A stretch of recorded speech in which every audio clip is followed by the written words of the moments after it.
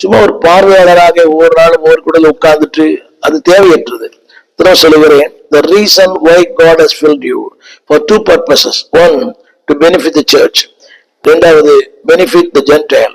உங்களால் திருச்சபை ஆஸ்வதிக்கப்பட வேண்டும், உங்களால் சுவிசேஷம் அறிவிக்கப்பட வேண்டும்.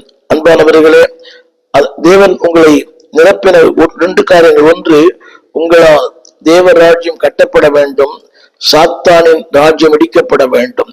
இல்லை என்றால் உங்களை நிரப்பினதுக்கு அர்த்தமே இல்லை. எனக்கு கத்த நிரப்பினார், அபிஷேகம் பண்ணினார். ரெண்டு காரியம் வாழ்க்கையில் நடக்கணும். ஒன்று, என்னால் தேவ ராஜ்யம் கட்டப்பட வேண்டும், பிசாசன் இடிக்கப்பட வேண்டும். இது கடினமான ஒன்று, இது சேலஞ்ச், இது ஒரு சவால், இது ஒரு அறைகூவல். பாடுகள் உண்டு, போராட்டங்கள் உண்டு, வெறுமைகள் உண்டு, எல்லாம் உண்டு. அதுக்கு மத்தியிலே தேவன் சொல்லுகிறார், அன்பானவர்களே, திரும்பவாக அதனுடைய இன்னொரு கருத்து என்னவென்றால், தேவனை நிரப்பினதே நீங்கள் முன்னேறுவதற்காக. நீங்கள் முன்னேற, அடுத்த முன்னேற்றி செல்ல. ஒரு சின்ன கேள்வி, தேவன் உங்களுக்கு தந்த வரத்தினால் எத்தனை பேர்களை முன்னேற்றி செல்லிருக்கிறீர்கள்? எத்தனை பேர் உங்களை பின்பற்றி இருக்கிறார்கள்? வார்த்தையில், வசனத்தில். இன்னைக்கு இப்ப கூட ஒரு போன் கால், ஒரு போதவரை பற்றி அவர் விசுவாசி சொல்றார், இவர் சரியில்லை, நடத்தை சரியில்லை, பேச்சு சரியில்லை, வார்த்தை சரியில்லை. ஏன் போறீங்க? அவர் ஒரு ஒரு வயது கடந்தவர், அவரை மனநோக பண்ண நான் விரும்பவில்லை. அவர் மனம் நோவதை என்னால் அவர் மனம் நோகக்கூடாது. எனவே நான் ஏதோ கடமைக்காக போகிறேன். திரும்ப சொல்ல விரும்புகிறேன், அன்பு தேவ பிள்ளையே, உங்களால் பாதாளத்தின் மாசு இடிக்கப்பட வேண்டும்.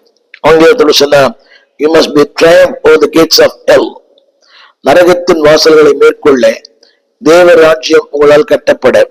எனவேதான், அது மட்டுமல்ல, இன்னும் நீங்கள் முன்னேறி செல்ல யோசுவாவின் சந்ததியாய் கர்த்தர் மாற்றிய நோக்கமே to attack the enemy, to go forward, to be benefited in the church. இரண்டாம் சொல்ல விரும்புகிறேன், இதைத்தான் ஆண்டவர் மத்தேயு சுவிசேஷம் 11ஆம் அதிகாரம் 12ஆம் வசனத்துல சொன்னார். மத்தேயு 11:12 அவர் சொன்ன வார்த்தை, யோவான் காலம் முதலாய் இதுவரைக்கும் பரலோக ராஜ்யம் பலவந்தம் பண்ணப்படுகிறது, பலவந்தம் பண்ணுகிறவர்கள் பிடித்துக் கொள்ளுகிறார்கள். கேட்கலாம், இதுக்கு அதுக்கு என்ன சம்பந்தம்? கவனிங்க. அதாவது ஒரு அவருடைய ஆங்கிலத்தை அழகா அதாவது பலவந்தம் பண்ணப்படுகிறது, பலவந்தம் பண்ணுகிறவர்களை பிடித்துக் கொள்ளுகிறார்கள். ஒரு யோசுவாவின் சந்ததியாய் மாற வேண்டுமானால் உனக்குள்ளே அதை பிடித்துக் கொள்ளுகிற ஒரு கிருபை வேணும்.